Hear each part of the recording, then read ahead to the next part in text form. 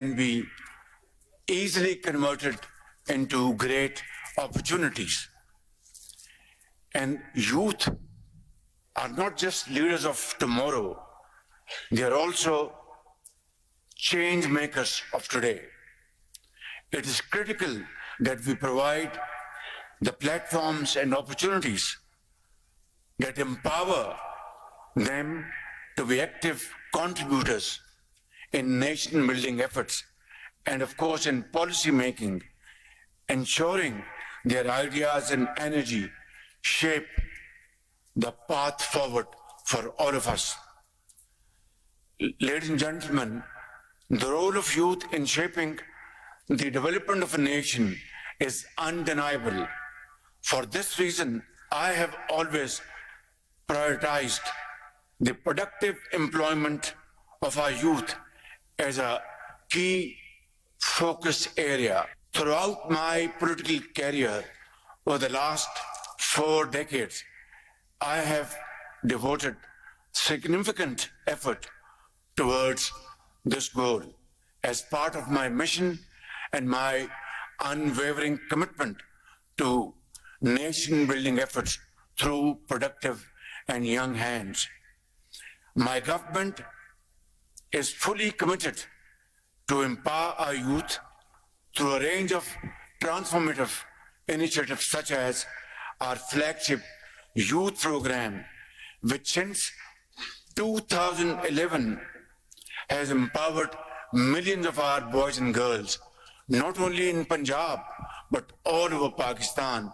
As I, as a public servant of the people of Punjab, under the able leadership of my brother, Mian Muhammad Nawaz Sharif, the then Prime Minister, were able to provide our youth with lots of opportunities to become bread earners of their families. Instead of becoming burden on their families, sharing the burden of their families.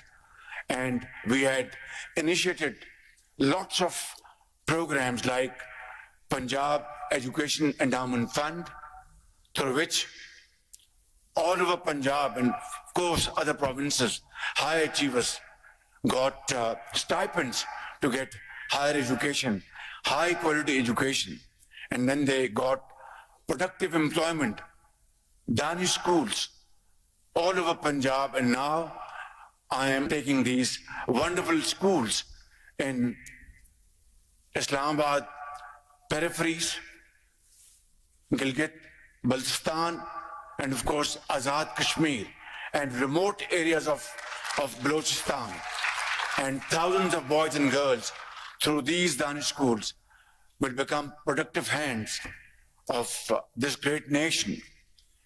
And of course, under this umbrella of youth program, we distributed almost 600,000 laptops to high achievers coming from poor financial background, but they were mentally very smart, outstanding, and they got these laptops. And you remember extremely well, your memories are very fresh. During the days of COVID, these laptops became source of education for these young boys and girls through distance learning. These laptops became source of their bread earning through their hard efforts and through their very knowledgeable experience. And they shared this experience with their fellow school boys, university boys, and these laptops are being used most profitably by our youth in Pakistan. And here in Islamabad, we have initiated a fresh program of distributing these laptops all over Pakistan in the far-flung areas of Balochistan, Gilgit, Baltistan, and Azad Kashmir. And these will be handed over only to high achievers, those who are extremely intelligent, yet their parents don't have the financial resources to pick up their expensive education bills. Ladies and gentlemen, while ensuring that youth remain central in the governance and decision-making process, we can lead this process by fostering partnerships, supporting entrepreneurships, and prioritizing education and skills development, thereby ensuring that our future is in the hands of empowered young generation.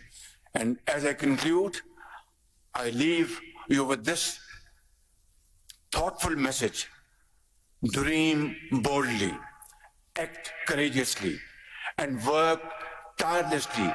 Have faith in the spirit of conviction, knowing that it is you, our sons and daughters, who are the pioneers of our future, who will unlock vistas of opportunities through their knowledge and through their experience for Pakistan's well-being, Pakistan's progress and prosperity.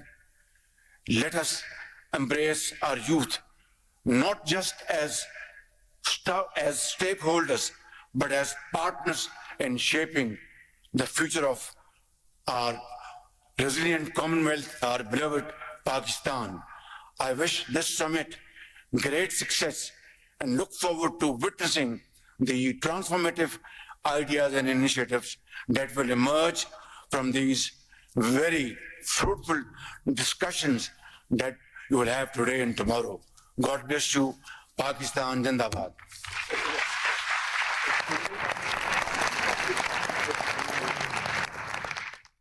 Daulat मुश्तरका Asia